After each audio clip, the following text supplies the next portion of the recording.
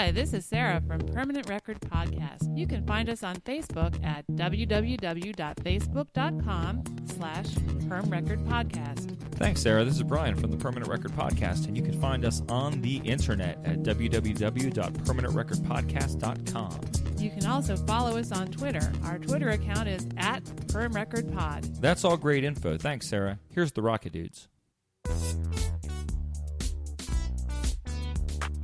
Blue Zone Podcast Network presents Permanent Record, an in-depth look at the classic albums of the 70s and 80s. Albums which have earned a permanent place of honor both in our hearts and in our record collections.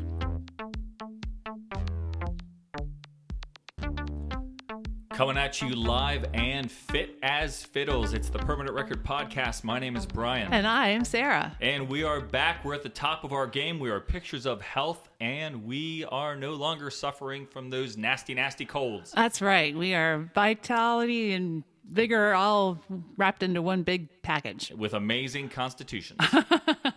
So we hope nobody picked up a cold from us after listening to last week's episode. Yeah, that was pretty unfortunate. Didn't hear any complaints from anyone about any illness. Yeah, that's good. We don't want to be... You never know. Hopefully everyone got the flu shots. Yeah, yep. That should we got serve us. ours recently. Yep, so we are back and much more chipper. You look much better. Oh, well, gosh, thanks. Sure. Although I can barely see you. I know.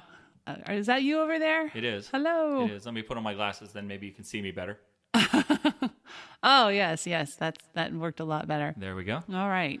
Hey, I was going to say we're in the middle, but we're not really in the middle. We're kind of back sort of near the beginning of a discussion of the 1984 album from the Thompson Twins. Yes, Into the Gap. And it's going to be a good conversation, I think. I think you're going to find this is a rather eye-opening episode. Oh, interesting. Really? Yeah, for you regarding me.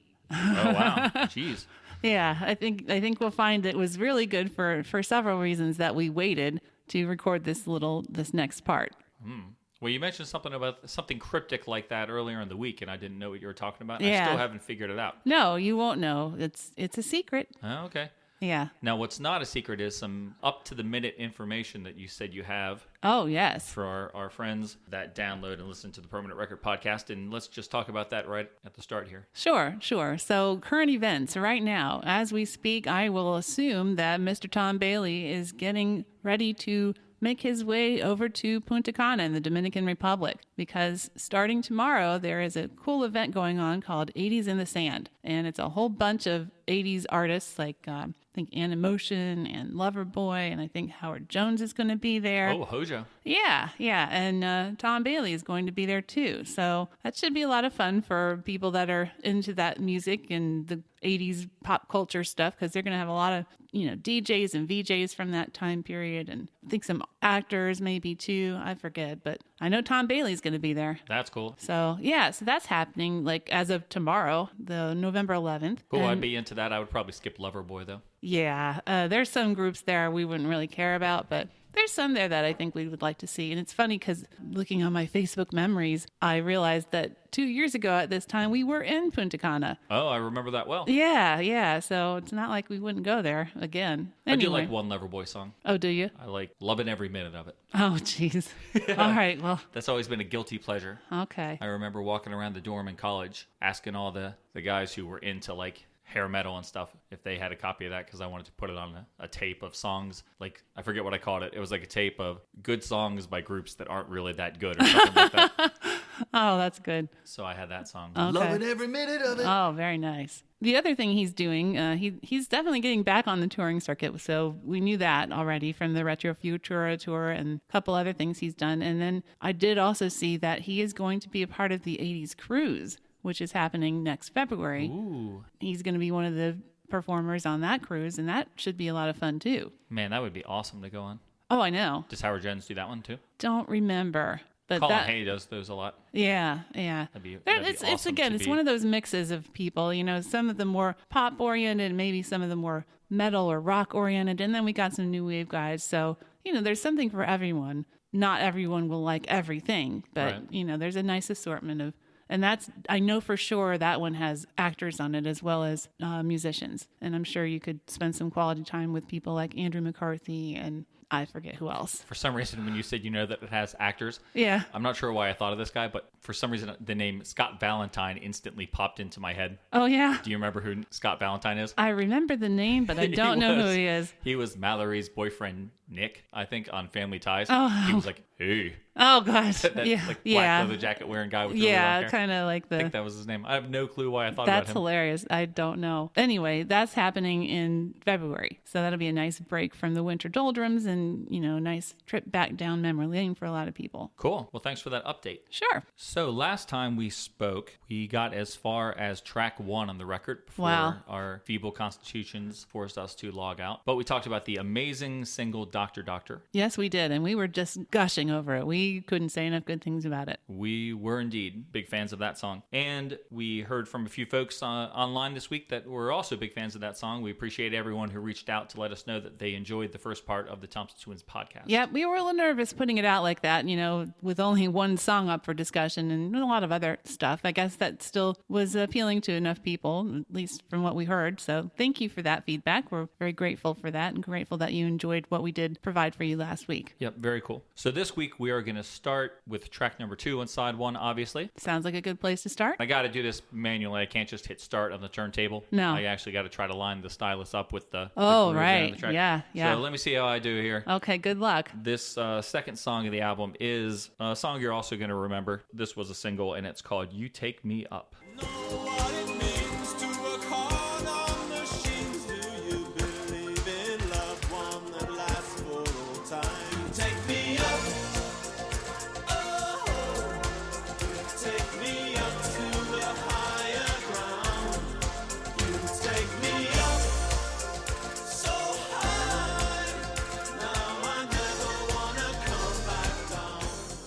That's You Take Me Up, the third single released from the album way back in March of 1984. And it was the Thompson Twins' highest charting UK single. Yeah, that really surprised me when I found out it went all the way to number 2. Number 2, so close, Yeah. Here in the U.S., it kind of stalled out at number 44. Yeah, and was it true that it was released in August rather than March of 1984 in the United States? I don't know. Okay, I read that, and I don't know if that was true, but that's what I read. It was also released in several other countries. I'll just mention in Ireland, it got to number 5, and in Germany, it went up to number 27. Ireland always seems to come through for us on our show. They I always know. seem to really like the songs that we talk about. Yeah, I think that would be something interesting to delve into a little further someday, is the Irish music scene in the 80s as far as what was very popular. I think we're learning kind of just through our research that they liked a lot of the same stuff we did. Yeah, I agree. So this song always was kind of a weird one to me. Oh, yeah, absolutely. Kind of out of place a little bit on the record, which isn't to say that I didn't like it. But Tom says about this song that on the face of it, it's kind of fun-oriented. It's Right. kind of a novelty song. Yeah. But behind it, the subject matter is really important. And he goes on to say that it takes its form from like spiritual songs Right. that slaves would sing in the cotton fields, which I think is kind of obvious. Yeah. That the Thompson Twins reimagined that as a contemporary reality for people working in sweatshops and places like that across the world. Yeah, I saw an interview where he was talking about how songs can change meanings from when you first write them to when you record them, and then when you actually perform them on stage. And this one in particular changed meaning for him. Did you I read saw about this too. that This is an interesting story. Yeah. He was saying that, they made this song, and then you get on stage in front of an audience and you see them wearing T-shirts that they just bought at the merchandising table, and you think, oh, well, this is what this song is about. It's the person who made those T-shirts that they're selling, the people in those sweatshops, and they're kind of supporting this music industry in a very low level fashion. Right. Must have been a little eye-opening experience. Yeah. I appreciated that. Listening to this song now in 2017, I think I actually enjoy it more now than I did back then. Oh, okay. Back when it was out. Okay. Particularly the chorus of the song, which I think is amazing. Ah. And I'm realizing as I listen to this specifically for the podcast, trying to pay attention to things about the record, I'm just really impressed with Thompson Twins choruses. It really is like a really strong point for them. Yes. I think that a lot of them get stuck in your head. They're very, very catchy. Yeah. This was another one that I did find that the chorus was, it's very fun. It's a very fun chorus. The whole song, but especially the chorus to me, has a kind of a feel that reminds me of Like to Get to Know You Well. I think it's that kind of that world music kind of vibe we're getting from this because of all the different types of percussion and the xylophone type stuff in this song. Yeah. It reminds me a lot of that. Yeah, I can see that. It is a very fun song, which belies the meaning of the song that he... Exactly. Yeah, and I don't know if you saw this, but there was a comment made about almost like this is kind of like the Seven Dwarfs singing hi ho, it's off to work we go as they're going into the mines. And, I guess I can kind of see that. Going back to his reference about the spiritual songs, I think part of my problem with the song at the time that it was out, like I said, it's not that I didn't like it. I just didn't like it as much as Dr. Doctor or Hold Me Now. Sure. I think it was that like repeating vocals, the day in, day out, and how Alana and Joe are like repeating what he sings. It does harken back to those old spiritual songs. The call and response kind of stuff. And you combine that with the harmonica, which, when I listened to the Thompson Twins back in 1987, I wanted to hear the Prophet 5, whatever that was. And I wanted to hear the dance rhythms and stuff. So it was probably off-putting to me a little bit because of how organic it was. But then the weird thing, as I was writing that down as a note, and then I was like, well, you know what? That same year, I had no problem with Karma Chameleon, which is full of harmonica. I love that song. And then 1 year later, in 1985, I really, really loved the Eurythmics song, There Must Be an Angel Playing With My Heart. Which has Stevie Wonder on harmonica. And that song is great too. So I shouldn't have been turned off by a harmonica, but I don't know. Well, I got to tell you, I have the exact same kind of sentiment about the harmonica. My original notes for this song, and I say that because I added notes to this just this morning because I've changed my thoughts on this since the last breaking time. News anytime it breaks. This is one of the things I was going to tell you about. This is one of the things I've been alluding to. Okay. The harmonica. I have a lot of mixed feelings about the harmonica in general. Sometimes I love it in songs. Sometimes I hate it. Well, it sounds like you have the similar feeling, but maybe more like you and the saxophone. Saxophone. But I played this song over and over again and tried to figure out how I really felt about the harmonica in it. For the longest time, I never really felt like I liked it. And then I think it started growing on me. So I think that's the same kind of thing that you went through. It's like, I don't know if I like it. Wait, why don't I like it? What's wrong with it? I guess coming up with no good argument why, I decided that I must not hate it. I must like it okay. Yeah. It just seems weird to me that you or I would let something like the presence of a harmonica distract us from how excellent the chorus to this song is. Because it's just a super friendly, high-flying, optimistic chorus. It is. And it sounds great. Well, yeah, the chorus is great, but I still have trouble with the backing vocals and the verses. Honestly, it's not even necessarily what they're singing. And it partly is what they're singing because sometimes it makes no sense. Like when Tom says, I don't need a religion, and they say, too hot, too hot. Like, what does that have to... That doesn't make any sense. But I also don't like how they should have said, no God, no God. Well, yeah, that would have plummeted the song. I don't think it would have got to number 2. They're not saying that there's no God. They're saying like he doesn't need a God. Oh, it's not right. an anti-God thing. Oh, okay. Yeah, that's how it would go over, I'm sure. But I actually don't really like how they sound, Alana and Joe, and their backing vocals. They sound very whiny and sometimes off key. I don't like how they sound. It sounds very cartoony, kind of very. I mean, I know this is like a very much of a novelty kind of song. And they're a band that tried to make themselves out sort of to be cartoons. Yeah. Well, yeah, they're doing a good job with their just the sounds of this song. And I will tell you some of my original notes for this. I had it in my head that this would be a great song for the Muppets. I'm going to find my notes. Sorry, I'm looking for my notes. While you look for your notes, I'm going to do a little padding. Okay. So last week I mentioned James Bond on the beach, and the silent assassin that I couldn't remember his name was Vargas. So I was a little embarrassed that I couldn't think of it because I thought of it right after we were done recording. So that excellent scene on the beach takes place in the second half of the film.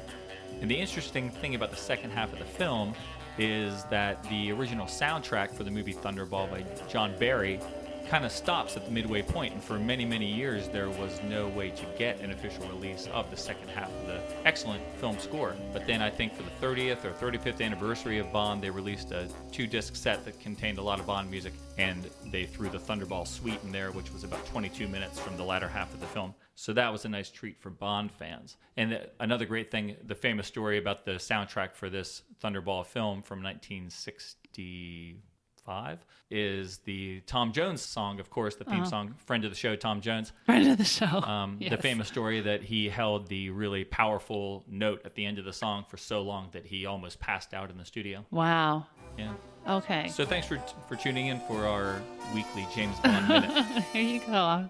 James Bond again. Well, in the meantime, I did find my notes. Oh, very good. All right. So it actually ties into the video. I don't really remember seeing the video back in the day. When I was listening to this song over and over again in the car in preparation for this, I ended up coming up with this image in my head that Tom Bailey was singing this song on the set of a show with Muppets on it. And actually, I think the guys from Fraggle Rock would be great in this. Yep. I mean, the way that Alana and Joe are singing in the background, they sound like Muppets to me. Like, you can picture Muppets singing along to this. Oh, yeah, I can see that sort of. Yeah, and I mean, it's a very fun kind of a song. It's very, very kind of silly, campy kind of sounding. Totally something you can picture Muppets singing. Although right now I have the Fraggle Rock theme in my head. Oh, I now know. that you mentioned it. Yes, you're welcome for that. Yeah. Throw your cares away.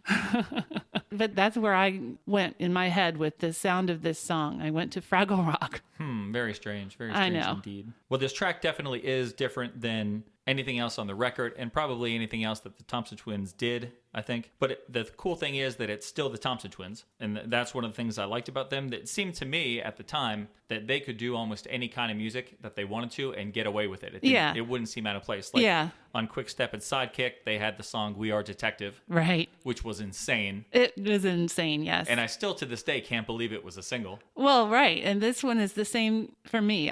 Not only can I not believe it was a single, I cannot believe it got to number 2 in the UK. It is just so out of place with everything else. Yeah, it's crazy. It just boggles my mind. I mean, I think it's super cool that the public embraced it so much, but it's like, really? Okay. Yeah. But I think there's always, at least at this period, like the really classic Imperial phase of the Thompson Twins, there's always a song on each album that just is way out there and doesn't seem like it should work, and it does. On Here's to Future Days, there was a song called You Killed the Clown. Oh, yeah. Which had a saxophone in it. That's right. And that's the one on that record that I was like, whoa, what are they doing? This is so it is different. out there, yeah. But it always works for them. I don't know why that is. I guess maybe just... Yeah, I don't know. But in this one, I will say, and You Take Me Up, I think part of what brings it together, makes it work, to me at least, is that percussion. Oh, the percussion. I'm going to go on and on. I don't think there's a Thompson Twins song that I don't like the percussion on. This one is no exception. There's so much going on just in the first few seconds. It sounds like they're in a junkyard, just kind of banging around on anything that's around. I love it. I think it's part of their signature. That's just part of their trademark. Having all that very true. Yep. Yeah, so that, that's why it makes it still sound like a Thompson Twins song. Of course, his vocals are the same. Speaking of his vocals, I saw one review from back in the day, and I didn't write down who it was or where it was from, but they didn't really like the song at all. Oh, and yeah. They said it was the worst song on the record, and they said that the vocals sound like David Bowie trying to mimic Bob Marley. Oh, wow.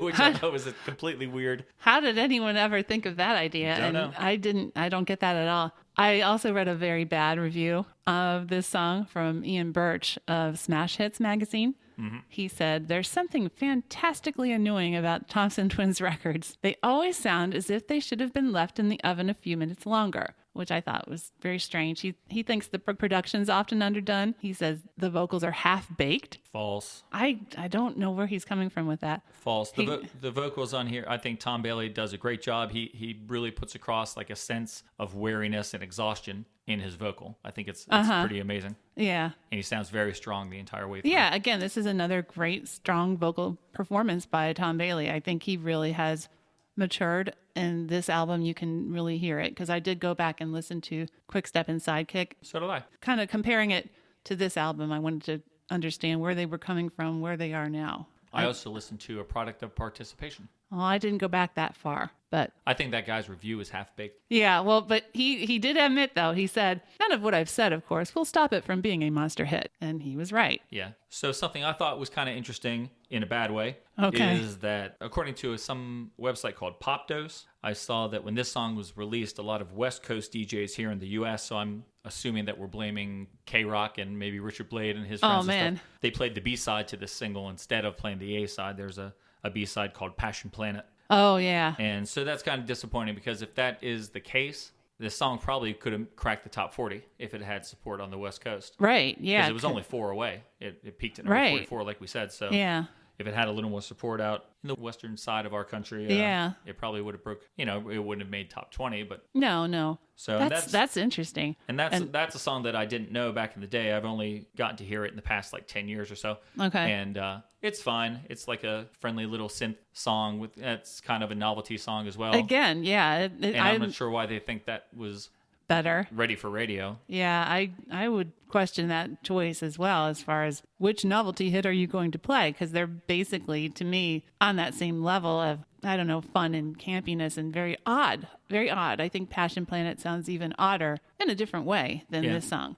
So something else I had trouble with at the beginning of listening to this song was understanding the difference between the harmonica and the melodica. Oh, yeah, I don't understand that at all. Well, yeah, I read that this song features both harmonica and melodica, and I thought, what's the difference? Well, the harmonica is the very first thing you hear.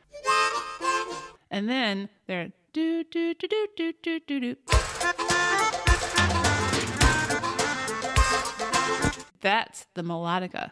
Well, you know what a melodica is? I do not. I think you do. You just don't know you do. The melodica is the same instrument that Martin Gore uses in Everything Counts. I call that a hooter. That's also known as a hooter, and it's where the Philadelphia-based group got their name. Oh, man. So that's a melodica. It's the little keyboardy looking thing that you blow into and you play the keys. That's cool. Supposedly they go out of tune really easily. Yeah, I read about that as well. And yeah, they are hard to keep in tune. Huh, that's cool. I never realized that's what they were playing on here. On the video, they're all just holding harmonicas and that part. Yeah. Both Tom and Joe.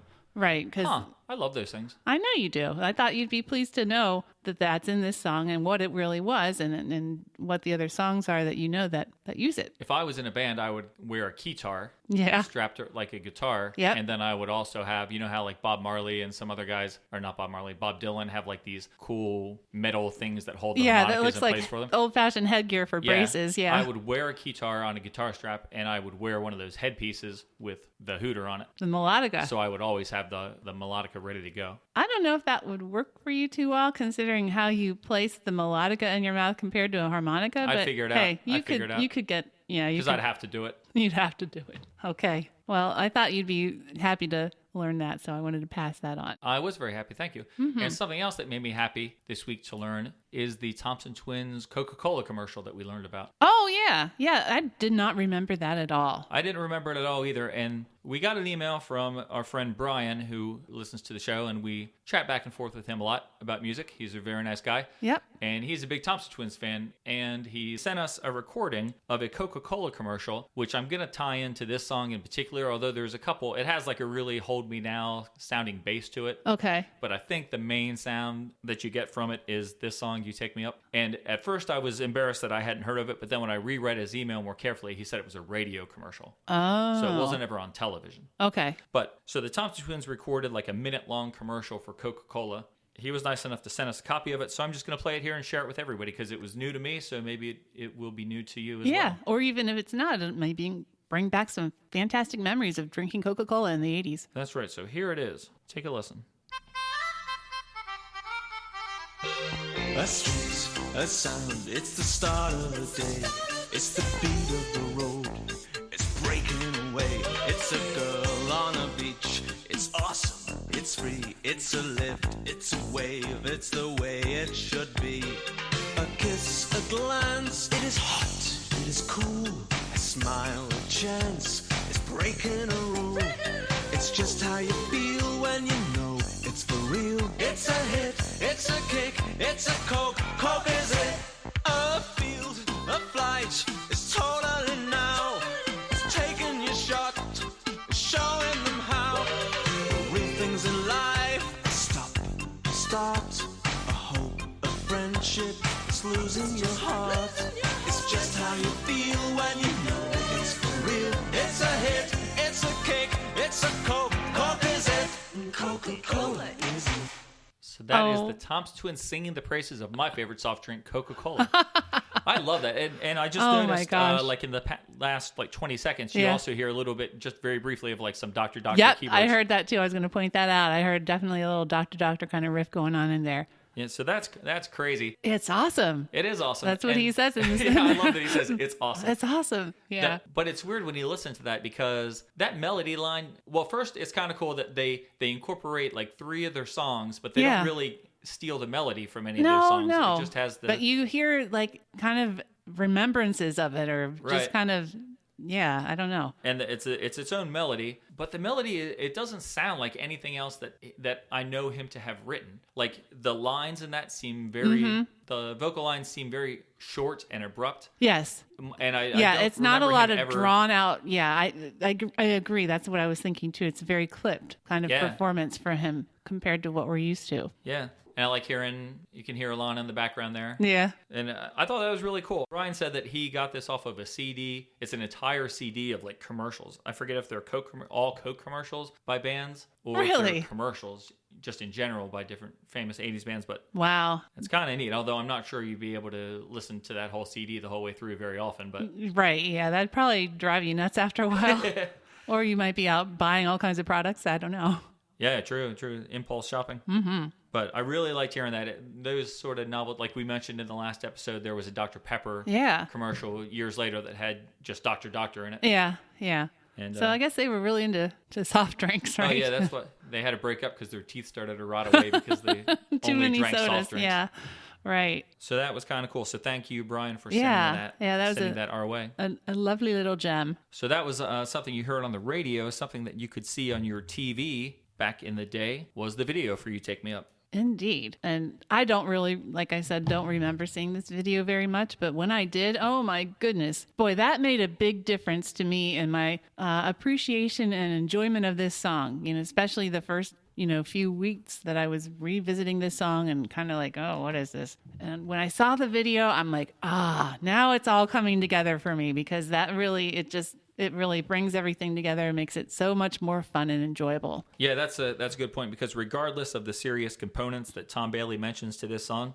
the video is fun. Oh, yes, absolutely. So silly, so campy, so 80s. Although as a youth, I had a few issues, just one issue with it because as a comic book fan, someone who was raised reading Batman, I was of the opinion that criminals needed to be punished. Well, that's true. So before crime does not pay. Yeah, crime does not pay, as the Shadow says. So before I could side completely with these great musicians that were imprisoned in some sort of labor camp or something, I had to know exactly why they were there before I could embrace their cause 100%. Yeah, that's a good point. Maybe they were imprisoned wrongly. I have to assume they were imprisoned wrongly. Yeah, I'm sure it was some kind of false pretenses that got them where they were. So that's why I guess at the end of the day, I encouraged them to break free from the guards there and go about their business. Yeah, I have to agree. Those guys, they looked pretty sinister. I'm sure they didn't really care who they put in prison and sent to the work camps. To those guards, it was just of crucial importance that the gigantic piles of dirt be moved like 7 inches a day. Right, because yeah. the only work that they do is there's a big pile of dirt, and they all have shovels, and they throw the dirt over their shoulder to create a new pile right behind them. Yeah. So I guess they're going to move all this dirt just very, very slowly from one point to another. Yeah. What's wrong with that? That's a worthy construction project. Well, they have like equipment. If they really needed to move it more efficiently, they could have. Yeah, they had like bulldozers and... So I guess there's no real demand for this dirt. I guess not. I don't know. So there are a few funny parts in the video that made me laugh and sort of surprised me because up till then I'd seen Hold Me Now and I'd seen Dr., which Tom is awfully stern in those videos. He doesn't really smile, very serious and somber. Yeah, right. And then in here, there's a couple funny things that I really enjoyed. Oh, yeah. Like in the morning when all the prisoners are being shuffled out of their bunks to get on the truck. Yep. And they run by and grab coffee. Something to drink real fast. How like Tom slows down and sort of stops. And he's he's going to enjoy his coffee. Yeah. And then the guard just pushes him all he's the way like, to the truck. Nope, get on with it. And he's like, whoa, I better get going. Yep. And then another thing he does that I always thought was funny was when he's getting his lunch how he takes his roll and throws it up in the air and Yep. catches it in his pocket. Yeah, he's very funny in that one. I like how he's like, hey, look at me, put my roll in my pocket. So I was a little surprised at the time that Tom Bailey had a sense of humor. Oh, really? Yeah. Oh, it's because of what you'd seen so far. Right, because when I saw this, I Yeah. only knew this album, and I had only seen those 2 videos. Yeah, and I guess you hadn't seen too many pictures of them because, my goodness, as I've been looking through archives and Yeah, I finding know. pictures, my goodness, they smile all the time. Yep. They are like the happy-go-lucky group of all time, I swear.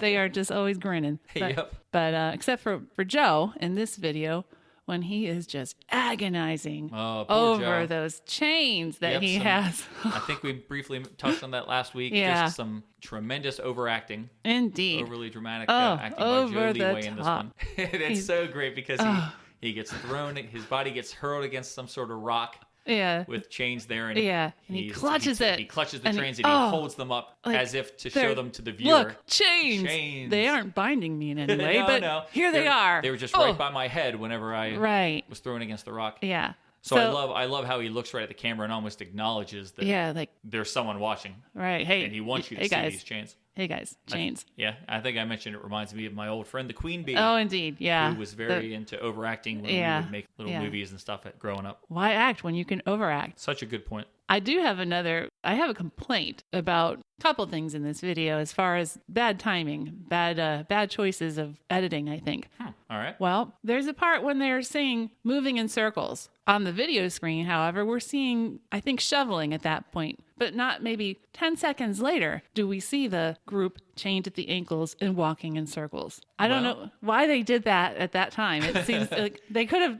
they decided they were going to move in circles at some point. Right. Why not put it in the time when they said that in the song? Yeah, that is a little weird. Made no sense to Well, me, the song, I guess, was foreshadowing the video. It was preparing you I guess. for 10 seconds in the future Okay, when you good. would see them walk in a circle. Yeah, good cover. The other problem I have is sometimes they're showing Joe, or I think it was Joe, playing harmonica, and there was no harmonica in that part of the song. Well, sometimes there was harmonica. He sometimes plays when there isn't anything, and sometimes plays when there is. He's just very enthusiastic about everything. Indeed. Grabs his shirt all the time. Oh, I know. And grabs the Yeah. chains, plays instruments. Oh, and there's some more dramatic lighting in the sleeping quarters. We can't pass that up because it was again in the first video. This guy, what's his name? Dieter Trapman. Yeah, loves the dramatic lighting. Now you can't do that outside in the quarry, but you could do it inside in the cell. Yep. And there's like all kinds of great shadows falling on Tom Bailey's face, and really making it very dramatic. Very dramatic. I like the look of this video a lot. It's basically just a whole lot of tan. Yeah, it's very There's beige and tan and sand, beige sand, dirt. Yeah.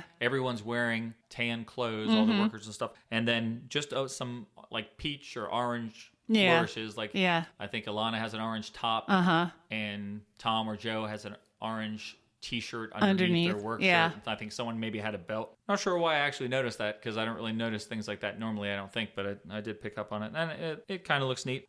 I guess it's just to give it the drab atmosphere. Yeah, kind of puts you in mind of very, very drab and unpleasant conditions. Yeah. What about the fact that in this video they are doing this digging and working with dirt and stones, and in the song they're talking about working with machines and basically working in a factory kind of thing? Yeah, that's a good point. I don't know why they chose to do that, but well, I know they had a very welcome reception from the people where they did film the video. Oh yeah, that's true. They filmed in Portugal. Yeah, who knew we'd be talking about Portugal again so soon? We just talked about it in our The Cure episode when we were talking about the blood and that Portuguese wine Oh, yes, that that's was right. The cheap wine. Yeah, and here we are talking about Portugal again. So the people in Portugal were very excited that a British pop band had come there to film a video. Oh, yeah. I guess they didn't get a lot of pop bands there for any reason. So they were very, very receptive and wanted to be very helpful and everything when the group was there. That's right. And then at one point, the band received word that some workers not too far away were going to be blowing up a section of a cliffside. Right. So they tried to get their act together in time to get in the car and go over and somehow incorporate it into the video. But Yeah, it was too late. By the time they got all their stuff together and got over to where that was happening, it had already happened. They were very disappointed. Yep, they just missed it. Yep. But the demolition crew took notice of their disappointment and they said, well, would you like another explosion? We can blow another part of the mountain up. Which part would you like us to blow up? Yep. They said, we can blow something else up for you. Oh, really? Yeah, just tell us what you want us to blow up. Yeah, it was like, okay, sure, why not? So that's what they did, and you see the results in the video. It's only one scene. Yeah, it's only a few seconds, and it's Yeah. towards the end. But the band is running away from the explosion, and they said in real life they were about 150 yards away from it. Yeah. But they said that when it went off, I mean, they were showered with bits of rock. Yeah, And dirt they could feel the force of the explosion. Yeah. They said it was more like filming an episode of the A-Team Yeah. than working on a music Right. video. They got all banged up and bruised up because they probably were thrown somewhat by the force of the blast. And they were running, and Yeah. then they jumped, and they fell, and they fall on all these rocks, and they got a little banged up. Yep, so that was kind of neat. Yeah. Well, not neat that they got banged up, but amazing that the lengths that the town and the locals were able to go to or willing to go to help them out with this video. Yep, very cool. Now, the neat thing is I was looking at the YouTube video for this, and in one of the links below, or one of the comments below, someone posted a link to the Google Maps site where this video took place. Oh, really? You can actually see the satellite view of it, and it really is and was a quarry. Huh. Which is what it looks like in the video. And yeah, you can actually see the the aerial view of it. Yeah, that's cool. I'll Yeah. have to check that out. Yeah, so I have the link for that, and if you want to put that somewhere, we can. Okay, that sounds good. Yeah, All right, well, I think that was a pretty good discussion on You Take Me Up. I agree. And that brings us to song number 3 on side 1. All right. And don't forget, folks, we're doing the the UK track listing for That's this. correct. Yes. Believe it or not, we're actually doing the UK version this time. That's right. So Hoping that helps people out. if you're clutching your US copy of this, you're probably a little confused. But on the UK track listing, track number 3 is the first song that hasn't been released that we've gotten to. Right. And this is a song called Day After Day. I'm not the man you wanted me to be. He's come to life inside your fantasy. But now the magic me is fading fast. Let me remind you of the face behind the mask. Day after day, night after night.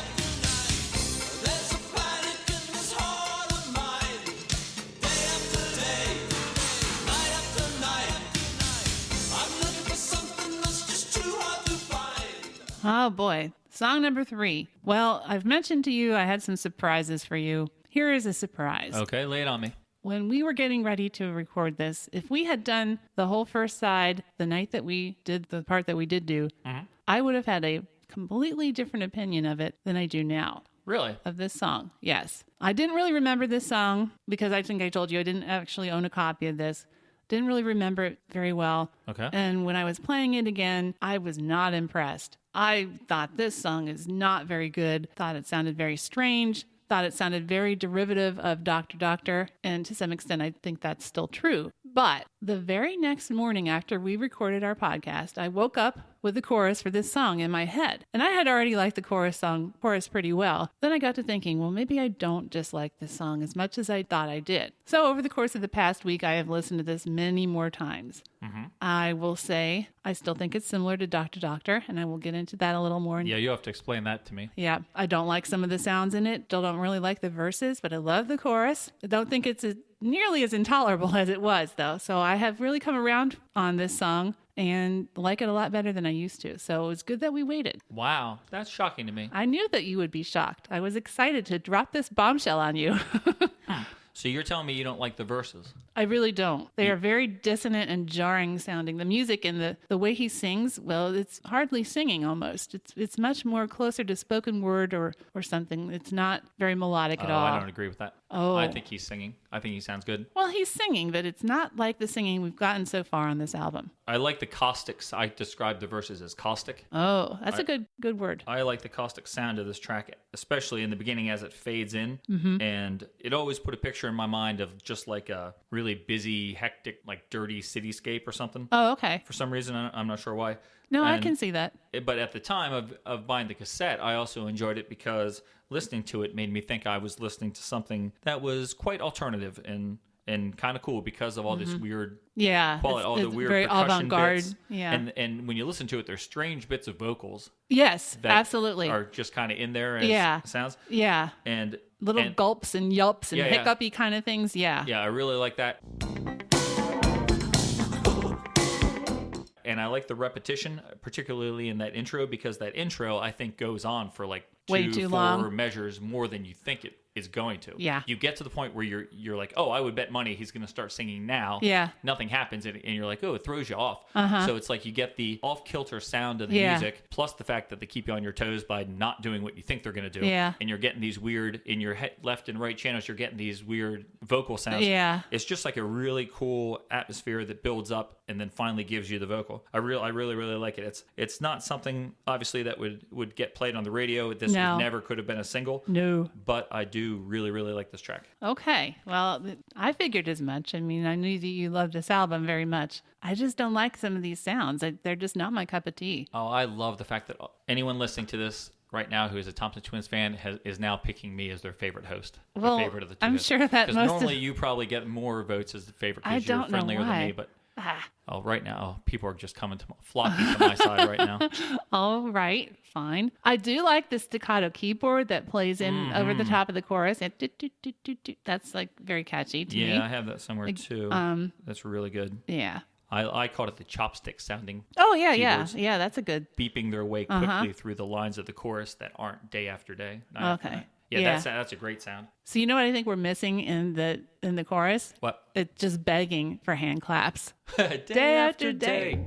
I almost do it when I hear it just because that's the kind of song that it is. That's the kind of a beat you've got in between the next line. It just sounds like you need it. Yeah, I would take that. Okay. I would take that. No, I have a note here that the bass puts me in mind of the bass on Love on Your Side. Oh, that's interesting. That's what it made me think of a little bit. So I'm curious to know where you're getting this Dr. Doctor comparison. Well, not from the bass at all. I think that the way that the first, like after the second chorus where the music drops out, Tom sings a couple of lines before the musical interlude. He says, "Can't you see there is no promised land? Doesn't happen that way. I hope you'll try to understand there's nothing I can do or say." Okay. All right. Go ahead. So then in Dr. Doctor, right before the musical interlude, Never he be the sings, "Fever, breathe your love of me, breathe, take away my name. Fever, breathe, lay your hands on me, never be the same." That little section right there.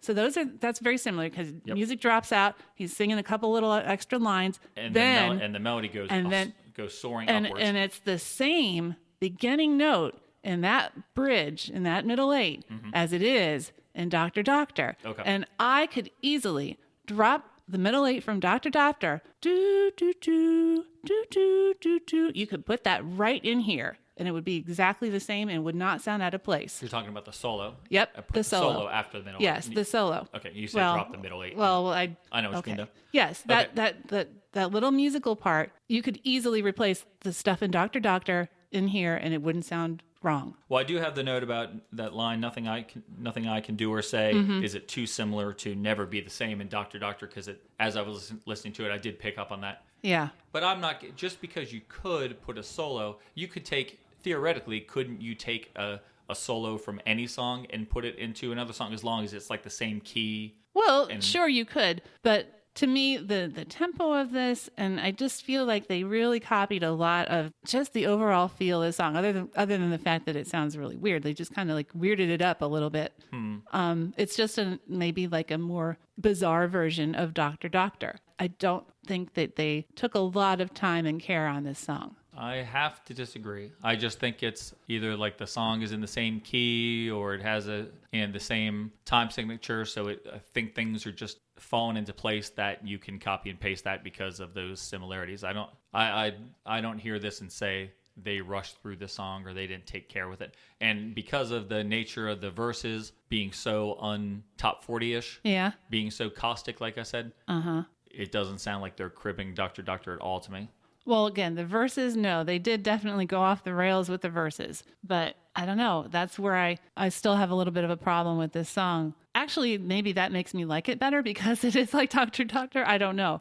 But I hear it. I just do. Now this is another, like we mentioned in the last song, this I think is another incredible chorus that just comes screaming out of nowhere. Yeah. With this one. And the verses are what they are. They're kind of a bit strange, but still, they're fun to sing. Yeah. I think this song is fun to sing. But then we get this really full sounding, extremely melodic, beautiful chorus, and it's very surprising. Yeah, it is. It really doesn't go with what we've heard so far. When you're hearing the song for the first time, you hear these weird verses, and then all of a sudden we get this chorus, like, oh wow, this is great. And like I said, this was in my head like right away after we did the other podcast, and I'm like, yeah, this is super catchy. And I found myself like it be in my head throughout the week. But just the chorus. I wanted. Yeah. I think the chorus is quite a bit of an earworm. I would sing this one for years. This is one that I would often sing just if I was walking somewhere and not focused on anything and just start singing something. Come into your head. This is one of the songs off my internal menu that could often pop up. So that may happen to me now. I don't know. It may be added to mine as well. That's good. It's good for you. There's another really good middle eight here. The one we were talking about starts, Can't You See? Yeah. There's Just No Promised Land. It's just this chorus and this middle eight is just another example of Tom Bailey making it seem extremely easy to come up with these great sounding pop bits on this record. It's all over the record. And he's going to continue to do this for many years, many, many years longer than casual fans are aware of it. Because, I mean, the Thompson Twins go on past the point where they had like a huge following. Right. But they never lost their pop sensibilities. Even though their sound changed from album to album almost, you could still boil down his melodies to the bare minimum and say this is a great pop writer. Yeah, I think you're right. Lyrically, I never really connected with this one. Yeah. Growing up, I didn't really know what it was about. I know. And I think you can take little sections of lines out of it and say, like, this line maybe means this. But as a whole, I'm not sure what it's about. But having said that I don't understand the lyrics, that doesn't mean I don't like the lyrics. Okay. I think the lyrics sound extremely cool. It's just a lot of cool words strung together. Yeah. And I just wrote down an example to prove that. I'm not the man you wanted me to be. He is kept alive inside your fantasy. But now the magic me is fading fast. Let me remind you of the face behind the mask. Yeah, I do like that line. I like cool those. word. Yeah, so I see this song basically about a conflict between two people. The singer feels the other person is being judged unfairly and being asked to be something that he's not. And that vision is not reality. And that's what you just mentioned. So that I think the singer is worried about the relationship. That makes sense. And then the only other thing that I wanted to say about this one is just how much in the beginning of the song we mentioned, and then in the instrumental section in the center, in the middle of the song, we get a bunch of weird growls and exclamations and voices and stuff that I just really like. And it makes me think of something that Oingo Boingo would have done. Oh, okay. Particularly in like the Good For Your Soul era and like in the song The Cry the Vados. Oh, I think they do a lot of stuff like that in that song.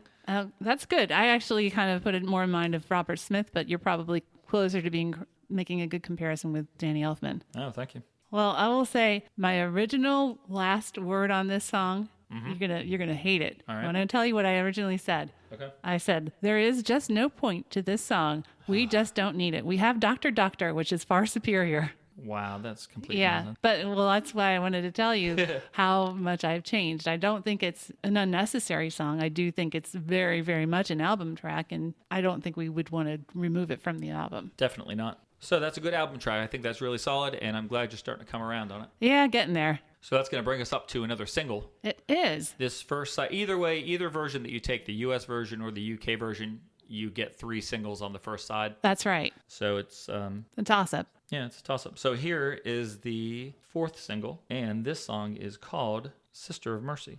She lives in a big white house.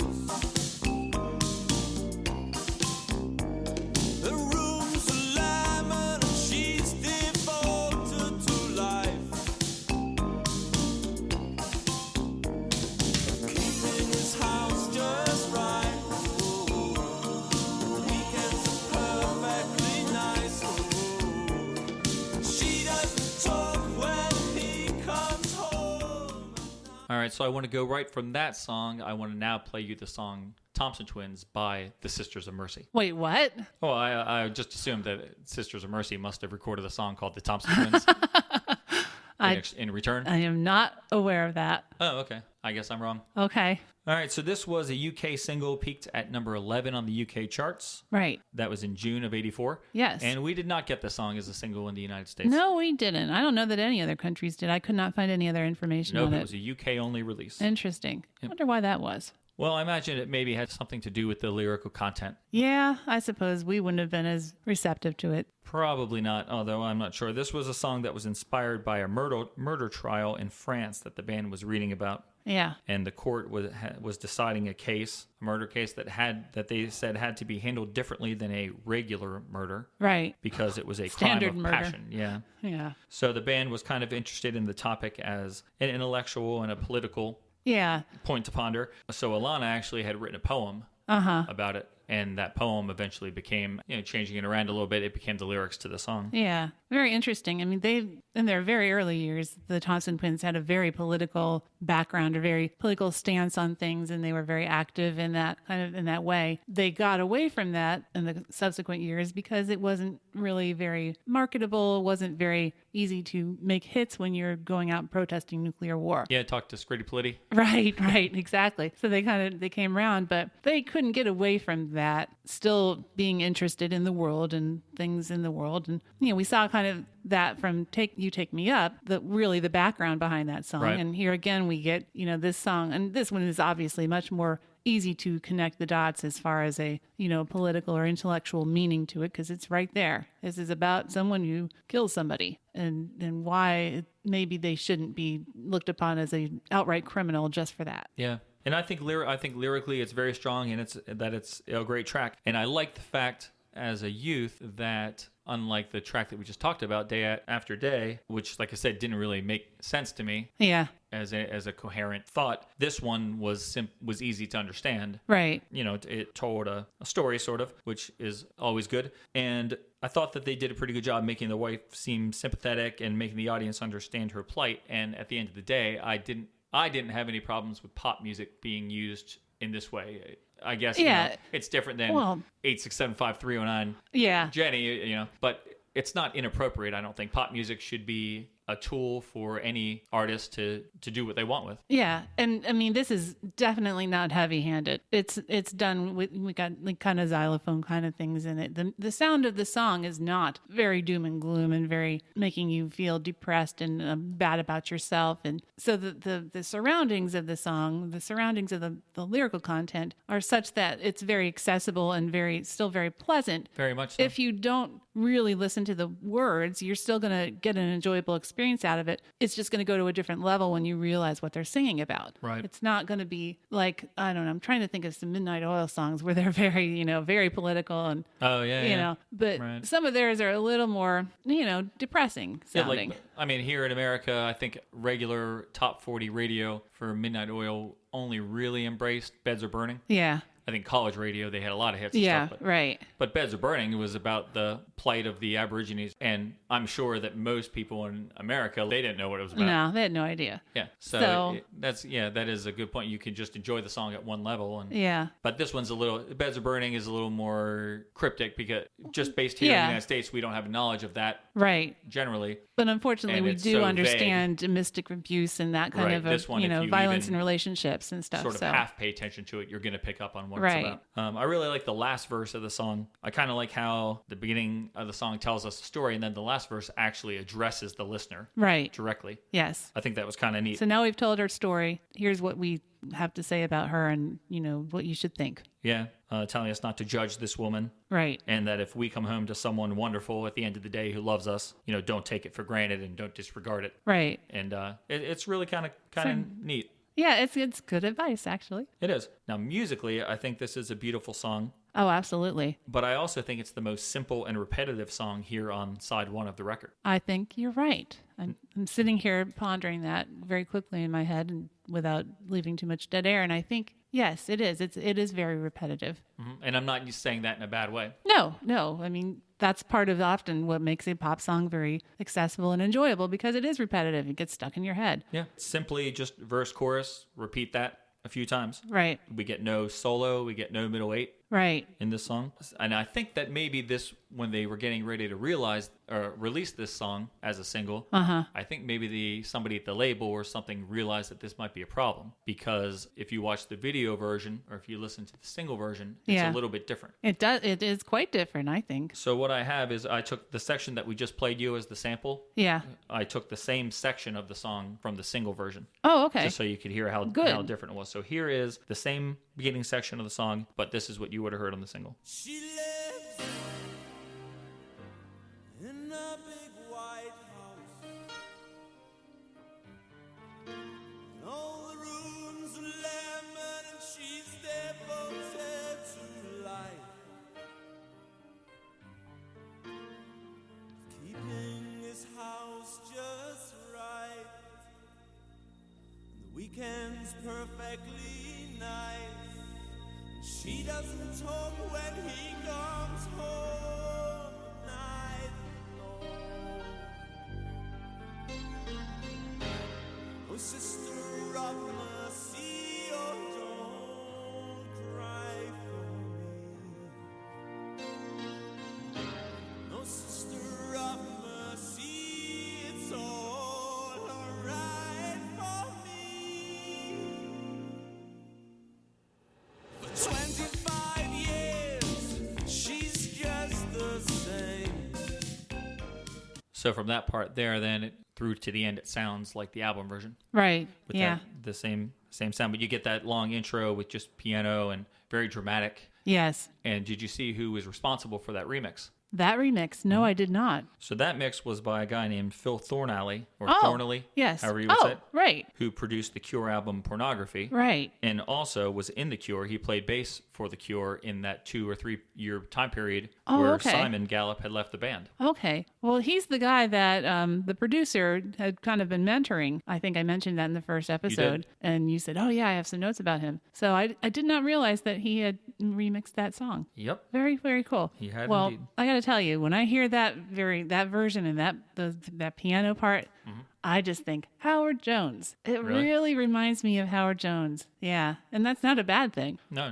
No, but the piano, very beautiful melodic piano, and the singing, that's the kind of stuff he does. And, you know, especially now later in his career, you hear more of his acoustic stuff, and it really puts me in mind of that. Like I said, it's a good thing. I'm almost surprised, though, that they thought that a song that beginning with it being so sparse and kind of dramatic, that would be radio friendly, that they thought that was a good way to start it. It's not, to me, as accessible as the album version. I guess I agree. I guess I do agree with that, considering the time period, 1984. But it just gives it it mixes it up a little bit and makes it seem like there's more to the song than there really is. I get, it's the variety. And it sort of adds like a level of class to it as well. Not class like social class, but sophistication. Sophistication, which I think they're going to then go on to exploit in the video a little bit. Oh, definitely. Yeah. Yeah, I get why they did it. I am almost surprised they didn't just save that for the middle part. Instead of just starting it off like a normal song, maybe then changing the middle to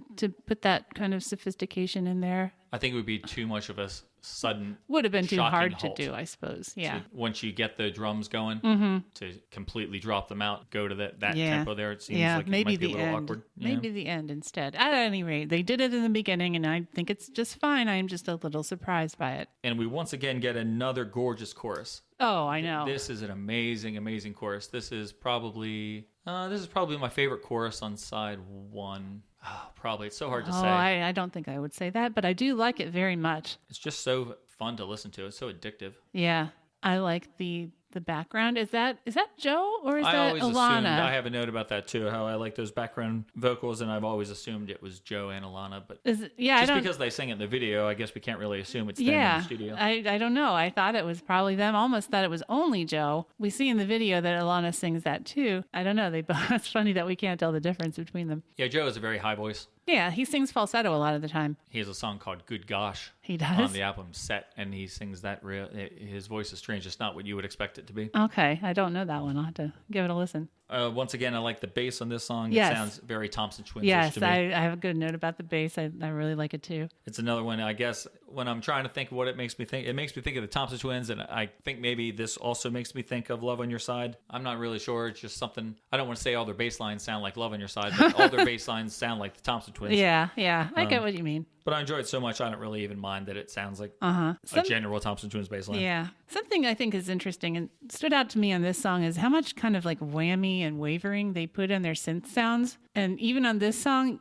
and you wouldn't think that it would work because you would maybe think it would be too gimmicky, but I don't think it does. I think it works. I think it kind of gives it that very slightly unsettling quality that brings across the emotion of this song better. It's kind of a little unnerving. I don't know if you can hear that, what I'm talking about as far as the kind of that kind of a quality to it. I think that, again, if you didn't do it right, it would sound really wrong.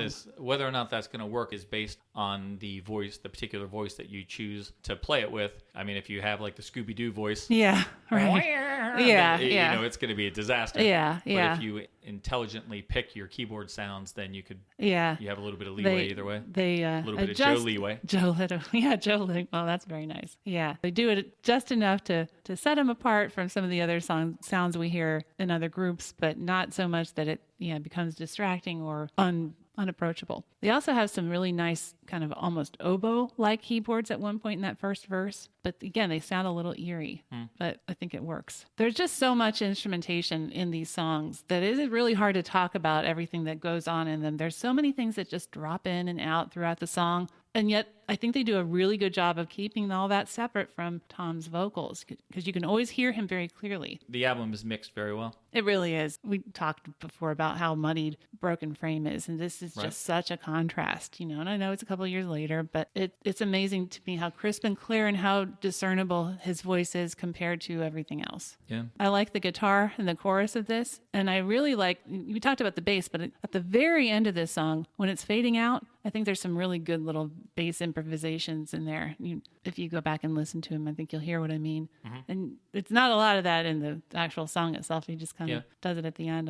I like that. That's cool. Now, as a young lad, I thought that this was a total missed opportunity in the U.S. I was convinced that this was the fourth single we should have been given instead of The Gap. Oh. Even though I like The Gap, I just thought that this song was amazing. Yeah. And I had seen the video. And they look so cool in it, and I love the new mix of it. Like I was dazzled by the new sound of the new mix, so I was all in on this song. Yeah. As a grown-up, I guess I have to say the label wanted to say that the top 40 market wasn't ready for these lyrics. I guess I'm not going to disagree with you. I don't have any facts to throw at you. Any insight. But I just feel that musically this song is so good and really of the time. It would have been perfect as a single, and they should have given it a shot. I think so. I mean, what have they got to lose? Right, because they had a video already. They had a video. It's super strong. It's a really strong song, and The Gap is just I love The Gap, but The Gap is just a little too strange. A little too exotic. Yeah. This is a American lot top more 40 radio. Yeah, this is a lot more normal sounding compared to The Gap. Yeah. So I understand that they were in a difficult situation, the American label. Yeah. What to do, but I think they should have gone with it. Yeah. It couldn't have done any worse. Exactly. Then The Gap, I think, hit the 60s or 70s or something. Okay. I do have one more thing I wanted to say about the vocals. We get a great, what I call, typical Tom ad-lib at the end of the third verse when he says, "You better not turn your back on a paradise." Whoa. That is so Tom Bailey. Like you hear that little whoa, that kind of stuff. He does that so much and I love it. I just wanted to call that one out because it's like just so perfect. Right. You pointed out one last week in Dr. Doctor. And there's another good one right there. Yeah. Yeah. He's good at that. Good old Tom. Yep. So this video. Yes. It was kind of a chore to be able to watch this video. It was not easily accessible. You're generally pretty good at finding things online. You're better than I am. But neither of us could really find the entire video on YouTube or any of the Daily Motion sites or whatever. Yeah. I guess the best we found was like a 2-minute and 2-second clip of the video on YouTube. Yeah, it's just kind of stuck in the middle there. Yeah, which was completely strange. It really made no sense. It's not on the Thompson Twins Vivo channel. They have a live version of this instead. I guess from that era, but it's not the actual video. Yeah, so we had to resort to drastic measures to be able to get to see the whole video, and we dug out my old, I think it's called Thompson Twins Sound and Vision, maybe. Oh, really? Something like that. I kind of forget the name now. I should have paid better attention, but it was the VHS video collection of all their videos from the early days up to and including Here's to Future Days. Okay. 3 clips from that one, Dr. Dream, Lay Your Hands on Me, and King for a Day. Okay. So we got to check it out on my numbingly blurry 35-year-old VHS cassette. Yeah, that was pretty amazing. Yes, we still have a VCR. Yes, we still have VHS tapes. And yes, they all still work. Well, Yeah. if equipment works, the tapes don't always work. This one thankfully did. I was talking to my dad about that just recently, though, about how like back in the 80s when we were recording things, people would always say, oh, these video cassettes have a projected lifespan of 5 to 10 years. Yeah. And Meanwhile, it's very rare that we throw a videotape in and it doesn't Doesn't play play. if we need it to be. So this one worked, fine for something with barely any lines of resolution. Yeah, it's so poor. Yeah. Looking at it now, you're like, oh my gosh, it's so different. So it's kind of a neat video, and the one thing we mentioned about, I said earlier about a certain class or sophistication. Yeah. We're getting a visual representation of the Thompson Twins that we haven't seen before. They No. look rather elegant. They do. I mean, even with their big crazy hair and their good baggy clothes, Yeah, they, but they look as elegant as they can, They're given fancy, those circumstances. They're much fancier baggy clothes than Yes, we usually have on. right. I guess they often have jewelry. I think Joe Leeway wears pearl necklaces a lot. Okay. And Alana always has crazy earrings, but Yeah. she's wearing like a dark dress that looks pretty fancy. Joe has something, and Tom's wearing a sport coat. Yeah. Or a suit, I guess. Mm-hmm. I liked what they looked like, but I was a little sad that they were moving away from like the ragamuffin appearance that I like so much. I really liked all their baggy 80s clothes and the fact that they looked like they were still squatters. Yeah, that's and they certainly did in the last video. They looked horrible. They looked like criminals working in bad conditions. But this song, you need more credibility when you're going to sing a song about a topic like this. You don't want to look like a crazy ragamuffin out on the street. You want to look a little more serious, a little more sophisticated, a little more. Yeah, that's probably true. Yeah, so I think they did the right thing here in presenting this image, with the grand piano and the more dramatic lighting. I love it. It's very dramatic lighting. Very Lots dramatic, of yep. very, very dark with just a few flashes of light falling on their faces. Yep, and it's the same director, Dieter Trapman. Like you said, he's getting a reputation here at Blue Zone Podcast headquarters for his dramatic lighting. Yeah. He keeps the camera moving effectively with He does. nice cuts. Shots are pretty interesting to watch, considering that no one's really doing much in this video. They're Right. Joe or Alana standing still and Tom sitting at a piano. Right. But he keeps that pretty fun to watch. I like I said last week, I still don't understand why he didn't move on to work with other big, more important groups or become more of a name director, because he's doing pretty solid, enjoyable work here for the Thompson Twins on these videos. Right. There's nothing wrong with this production, this video. Yeah. So, but the video we see is basically the story of the song. We see a woman at home and she's taking care of things, and her husband comes home and he makes her cringe when he puts his foot up on the table or something. Yeah. It looks like he's about to knock a flower vase off the end table, I think. So then she goes on to, I guess, find a stash of love letters, it looks Right. like, and she kind of loses it, ends up killing him. Yeah. And then we see the second half of the song, we see her life there at like a mental hospital contrasted with the earlier scenes at home, and she's more plain looking and things are gray versus what I imagine was a more colorful home life. It's just that we were watching it on like we said, VHS with Yeah. no It's really resolution. So it wasn't kind of muddy. quite as, it was very Yeah. muddy.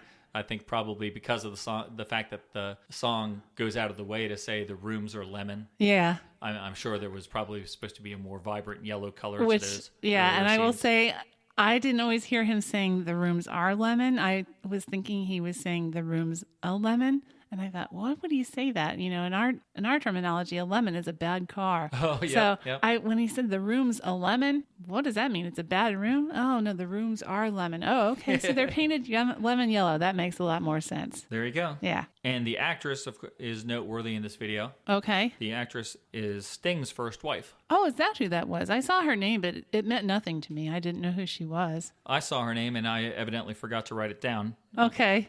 So I unfortunately don't know her name, but they were divorced that year in 1984.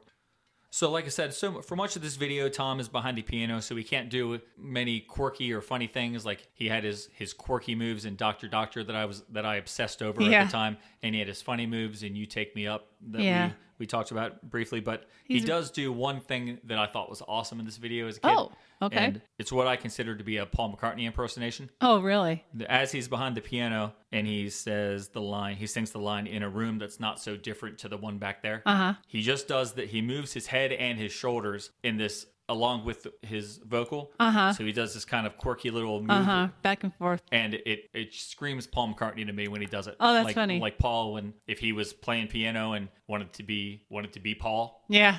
Try to connect with the camera. Yeah, kind of bobble his head back and forth. He would have done what Tom Bailey just did. And I still think, like, when we watched it today, I immediately said, oh, there, Paul McCartney. Okay, so there's part of his Beatles influence coming through just in a different way. Yeah. And I think if you check out the section that we saw on YouTube, that's 2 minutes and 2 seconds, we'll have a link to it, I'm sure, in the show notes. Yeah. I think it is included in that little section. Oh, okay, that's good. Because we don't have a lot to offer here. We can't exactly put the copy of our VHS tape up on YouTube without a lot of work. I don't know, probably possible, but I don't know that we have the capability. So yeah, we could do it. It just wouldn't be worth it. It would look too bad. Yeah, people would be unimpressed. That's right. So I like this video a lot, and like I said, I watching it and hearing that new remix of the song really made me think that it should have been released here, but it was not to be. Yeah. Let me just ask you a question about one thing of that video. In that room with Tom and Alana and Joe, behind Alana and Joe, there's a bunch of people. Right, you see them in the beginning, like they're kind of just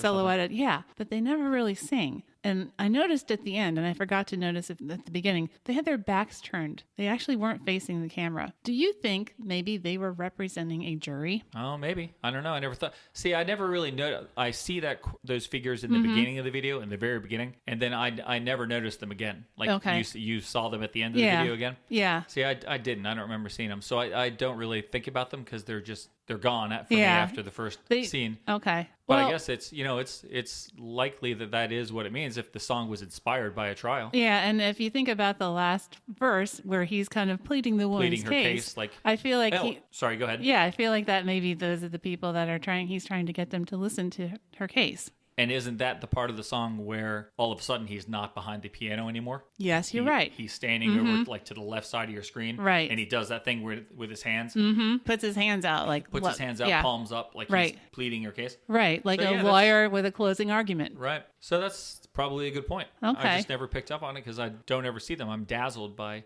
Tom Bailey. You're not paying attention to the background. No. Yeah. And I wish we could put that part up on the link, but I think you can see them. I think they might be a little bit in that 2-minute clip, but that's my take on that. I like it. That they're the jury. I like it. Okay. All right. Well, that brings us up to the last song on side 1, track 5 on side 1, and this is another album track, one that you did not hear on the radio, and it's called No Peace for the Wicked. No peace for the wicked.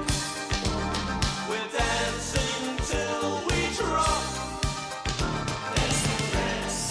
No rest for the wicked. And we're all too scared to stop. Sunlight spin through the air, suffocating everywhere.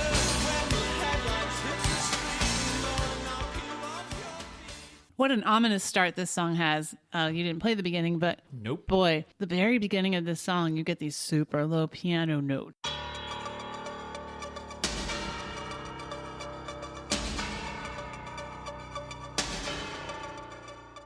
And then we get some guitars, which we really haven't heard a lot of.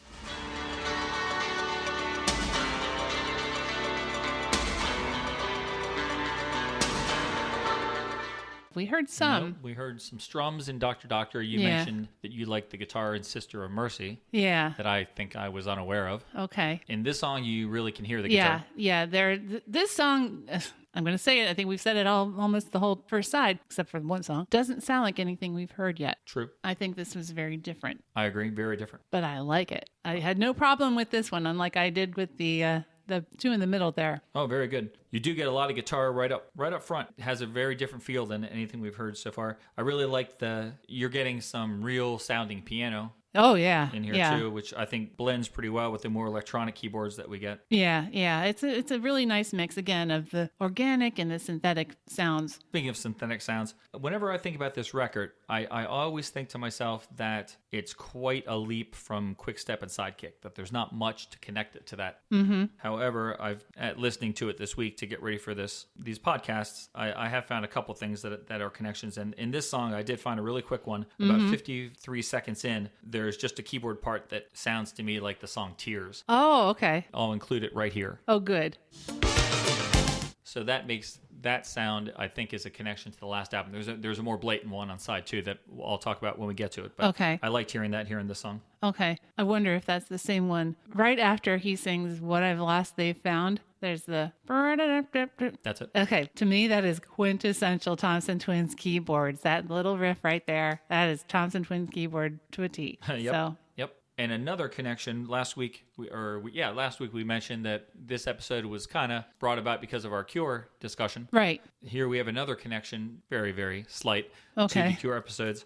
We get the line, Hatters Having Tea. Yes, that's in this right. song. We talked about in the Cure, that weird Alice in Wonderland type TV show that Oh, yeah. Play at Home or something that Ooh. they did with Susie and the Banshees. Good So pull. this is I wouldn't have thought of that. 2 topics in a row here on the show where we're getting a little Mad Hatters and drinking tea kind of imagery. Yeah.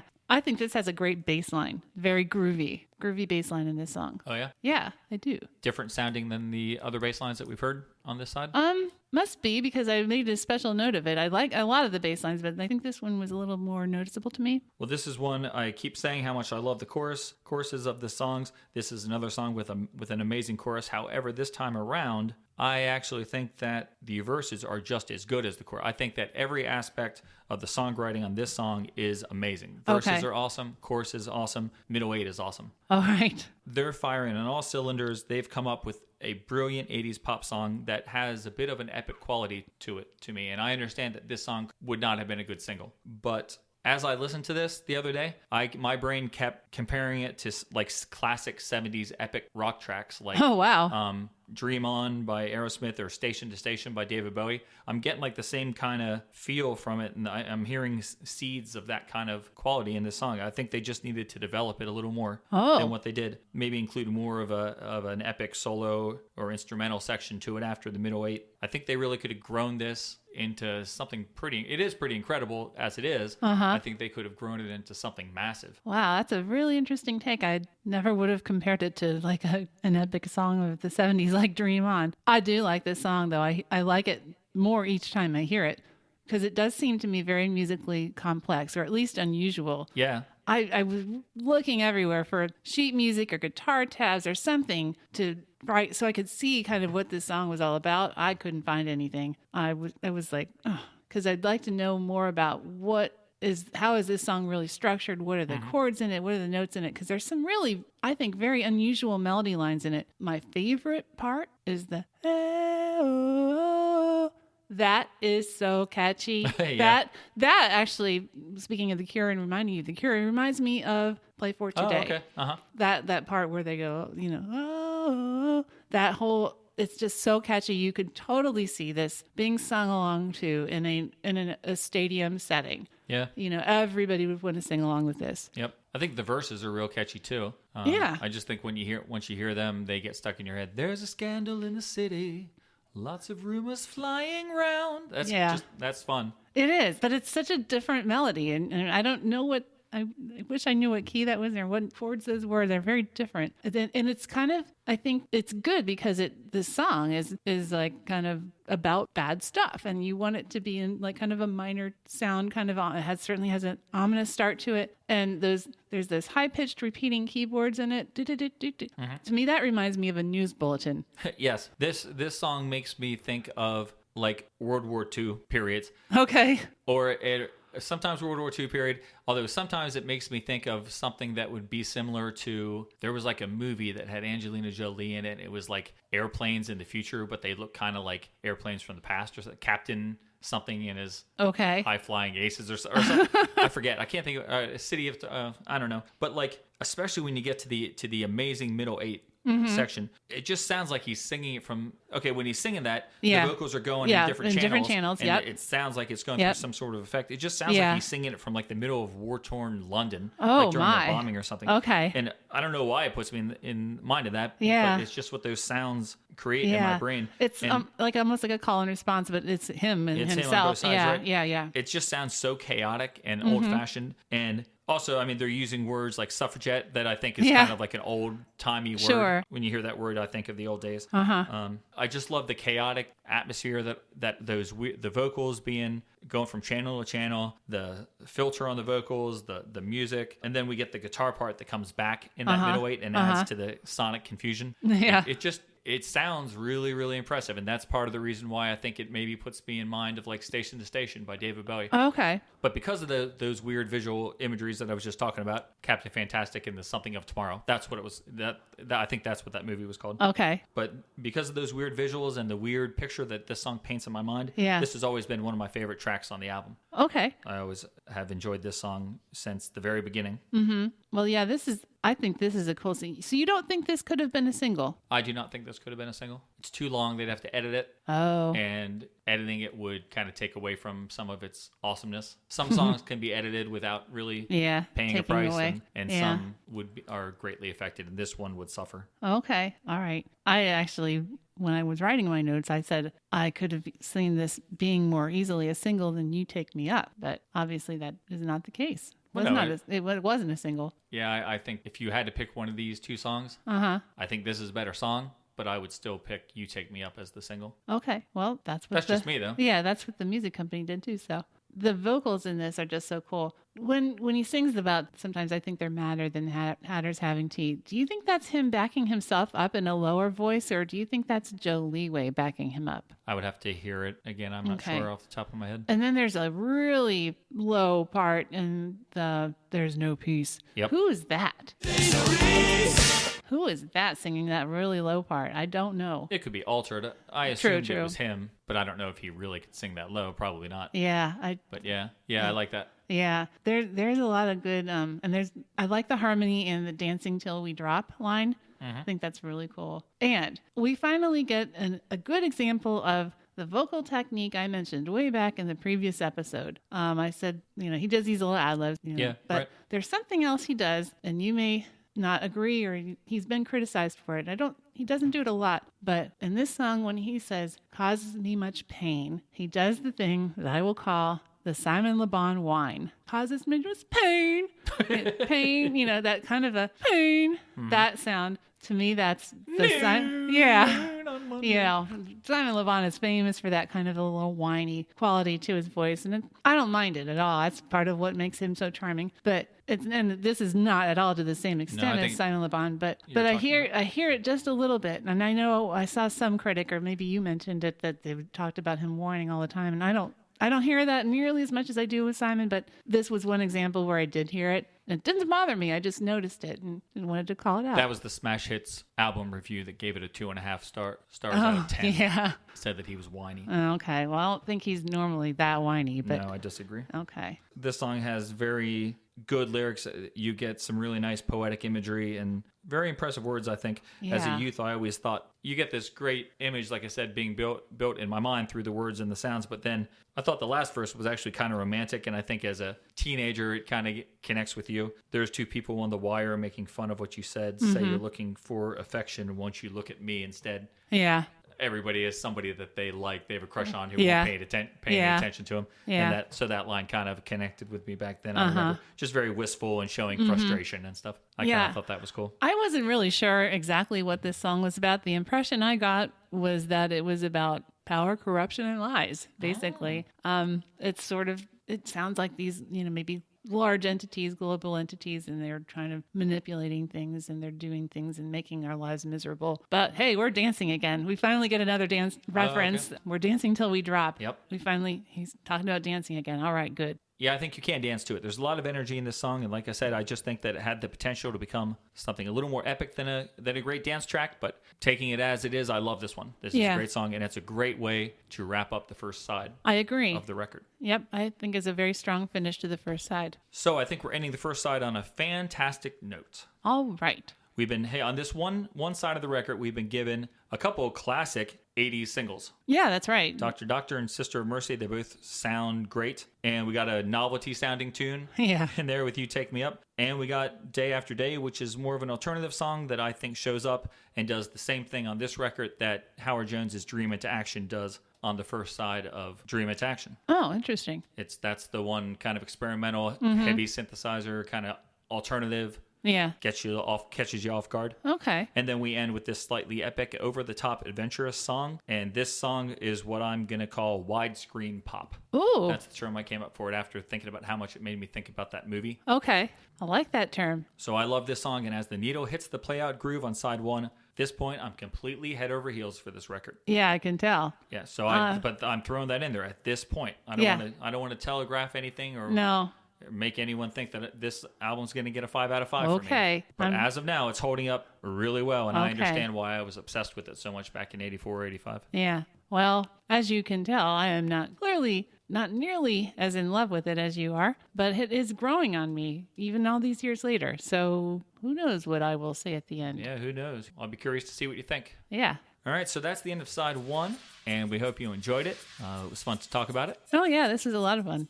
So if you'd like, we'd like to remind everybody that we have been trying to plead our case to get more reviews on iTunes to try to help out the show a little bit. Yep, a little more visibility. If you have the time and the inclination, please log into your iTunes account and give us what you think we deserve. We've had some people that were nice enough in the past couple weeks to go on, and we've been doing pretty well. Yeah, we really do appreciate that. Any kind of feedback you want to give us, reviews, comments, emails, anything, we'll take it all. And we had a really nice write-up from, I think, someone named Cure Fan. Oh, well, I bet that was about our Cure episode, huh? Yep. But in general, said some very friendly things about the show overall. So very good. We appreciated that very much. Yes, so thank you very much. And we're going to have a post on Facebook for this particular episode with a link to it on iTunes. Feel free if you would like to chime in on anything we said here. You can do it right there on Facebook. Very convenient. It's the place to be. Indeed. So thanks for listening. And I guess that's all we have for you. It's been kind of a long show. I'll be curious to see how long this is once everything is edited together. But time has come. We've got to depart. Got to go eat lunch. Oh, all right. We'll look forward to talking to you in about a week.